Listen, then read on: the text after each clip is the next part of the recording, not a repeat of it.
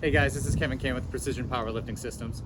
So I've done quite a few videos that are kind of just me talking about certain theoretical aspects of training. We've done some technique breakdowns and stuff. But this time around, I'm gonna do something a little bit more, we'll call it like formal. So this was kind of my original idea with strength school, was to kind of teach the basics. So literally, I'm going to cover chapter 1 of super training. So when I was in undergrad and grad school, I've probably had 3 or 4 different copies of this book. It's very helpful, and I think it's very important for us to understand the basics before we start trying to manipulate those principles to narrow it down for the individual. Like, the principles do matter, and you do need to understand them. And any coach that wants to carve their own path in this industry needs to start here. So I'm joined behind the camera by Jay Birdie of Jay Birdie Fitness. One of the good things about having Jess here is she's like the perfect person for me to give this presentation to. Explain that we're far away. We're 6 feet away, as she wants me to tell you in the camera. Yeah. So she's the perfect person for this because she's a coach. She's new to coaching powerlifters. She's been lifting for a little period of time. And she's one of the ones who actually comes to me with a lot of questions sometimes, and it's like, and I always am like, hey, you should read this book, but people never do, so I'm going to do it for them. Right, Jess? Yeah, I really do need to finish that power book. You should do a presentation on that. Yeah, so I actually plan to like go through all the box of every book that I have. Like, we'll do super training, we'll do science and practices of strength training, like the ones that were important. Like, even when I interned at Harvard, I had to read a few chapters out of this, a few chapters out of the science and practices of strength training, the Zatsiorsky book. So I think it's important that we do this. I do have a PowerPoint presentation here that I'm going to read off of, and I'm going to try to upload it onto Patreon when I upload this video. It should be able to be uploaded right with the link itself, but if not, I'll do it in a separate post and I'll make sure everybody's directed there. So the first chapter of this, it's called Strength and the Muscular System. Okay, so one thing, like when the book is structured in a specific way, like I feel it's important to kind of teach it in the way that it is structured. I'm not going to change the order of the chapters or anything. There is some stuff that I did leave out, other stuff that I expanded on at the same time, but we'll go through this. I got 9 slides here, so it should only be, we'll see how long this takes, but hopefully it won't be too long. But I can talk. Okay. So the first thing that we need to do is we need to define what strength is, okay? So according to super training, so this information is from super training. This isn't necessarily my interpretation of it. I'm taking it straight from the book, and I will deviate and kind of give practical examples of things at given times, okay?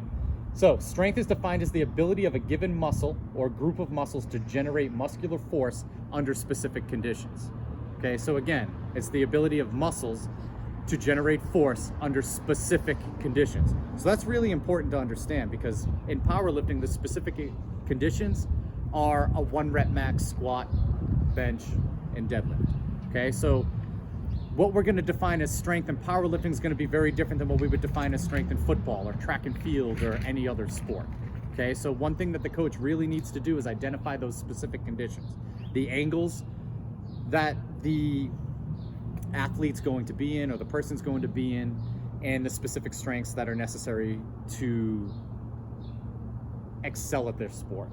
Okay, so we have different categories of strength. So maximal force is defined as the maximal, this is the key word here, voluntary contraction.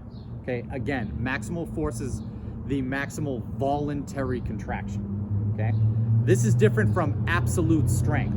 So absolute strength is defined as the maximum contraction under involuntary stimulation, which is associated with the greatest force that the muscle can produce.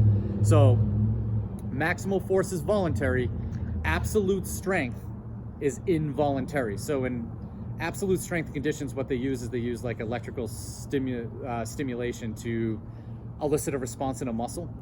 So basically what happens is the human body always has these like defense mechanisms in place. So you don't want to give 100% of your effort all at once, leaving you with absolutely nothing.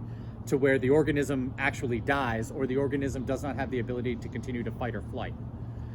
So when you read a lot of the research studies, it shows that even under maximal conditions for like 1 RMs, you're only using about 60% of your available motor units.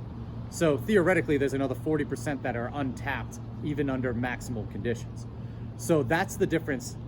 You know, that 100% would be absolute strength. The 60% that we're able to actually utilize under 1 RM conditions would be the maximal strength.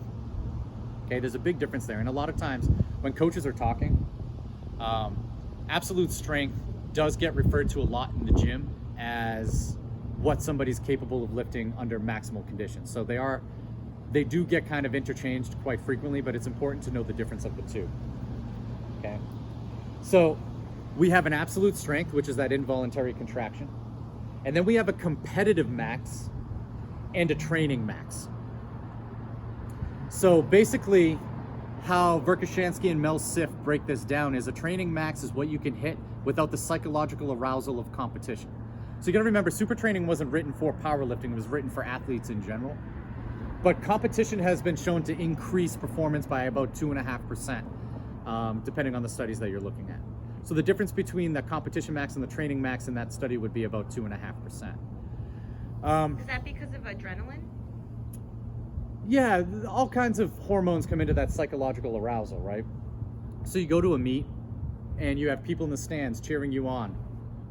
You also have, you know, competitors that might be pushing you. Like, there's all kinds of aspects that go into that psychological arousal.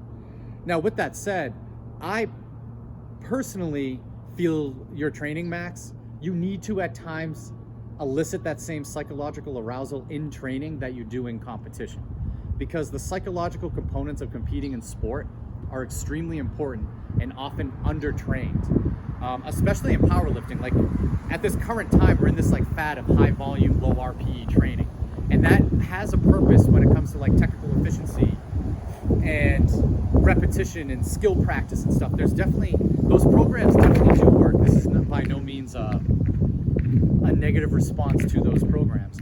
But if you don't train that psychological arousal, like, there's oftentimes that psychological arousal brings about negative consequences in a competition, like nerves. So you see judges, you see people in the crowd, like for some people that amps them up and they're able to push performance to higher levels. Other people, it freaks them out and you start seeing technique decrease, their inability to handle adversity on the platform. Like, maybe they get red lights for depth on their opener. Now they have to go out with over 90% of 1 RM weights and they have to be able to make those adjustments.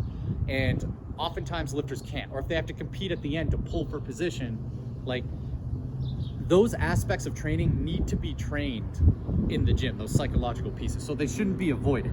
But it's important for the coach to understand that there are differences, right? And I think it's important for the coach to identify with each lifter where it's a weakness. So for some people, that psychological arousal is a strength. They can harness it and they can put forth bigger numbers. For others, it's a weakness. It deteriorates performance, and that's something that needs to be trained and it needs to be coached along. The other thing that we need to keep in mind is training max will fluctuate daily. Okay, so based off of what you're doing in the gym each and every day, that training max will fluctuate daily. This also comes with like the variation you use and the angles we're training, all of those things. And that's really important to understand, right? Your competitive max is your competitive max, is what you've hit at a competition. But your training max, and if you take heavy singles or you use an estimated 1 RM calculation in training, you're aware that it's the day-to-day fluctuations of training max. Okay, so muscular strength varies at joint angles, joint orientation, speed of movement, muscle group, and type of movement. Okay, I'm going to repeat this again because it's kind of long. Muscle strength varies at joint angles, joint orientation, speed of movement, muscle group, and type of movement. Okay, so that's a lot of things, right? So with powerlifting, we use a lot of variations and we do max effort work. So one of the biggest data points that I think is important for the coach to actually pay attention to is the 1 RM at these different angles, right? So we're talking training max at different angles. And also speed of movement. So when we throw accommodating resistance in there, that's changing the speed of the movement. And, you know, analyzing their performance under those conditions as well as various angles is really important for the coach what you do in a powerlifting setting. But this also means that just because somebody has a really high 1 hour